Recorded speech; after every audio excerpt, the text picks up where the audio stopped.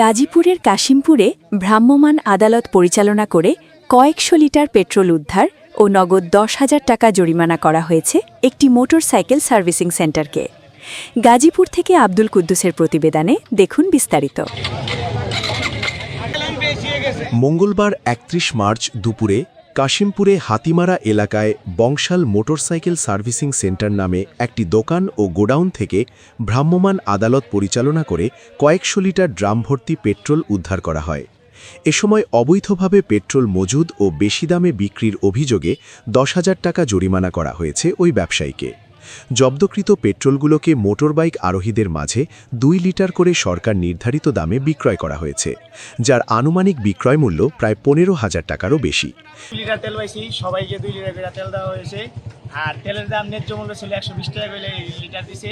আমরা সবাই তেল পাইছি, আমরা যারা আইছি আমরা খুশি সরকারের কাছে যে এরকম অভিযান প্রতিনিয়ত চালানোর জন্য। আমাদের সবাই আর কি 2 লিটার পাইছে, অনেকে আর কি পায়নি এখনো।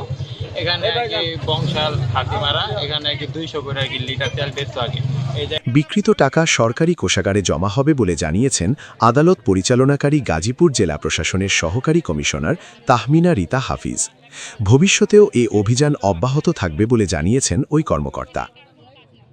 জব্দকৃত যা তেল ছিল তা তো আমরা সবই সেল করে দিয়েছি।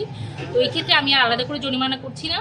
ওনার যে 2 জন স্টাফ আছে ওনাদেরকে ওভাবেই বলে দেওয়া হয়েছে, এরপরে ওনারা বিষয়টা খেয়াল রাখবেন। আর পরবর্তীতে এসে যদি আমরা এই ধরনের ঘটনা আবার দেখি তাহলে ওনার এগেনস্টে জেল জরিমানা 2টাই আর কি। ফাহমিদা বিনতে হাফিজ, সহকারী কমিশনার, গাজীপুর।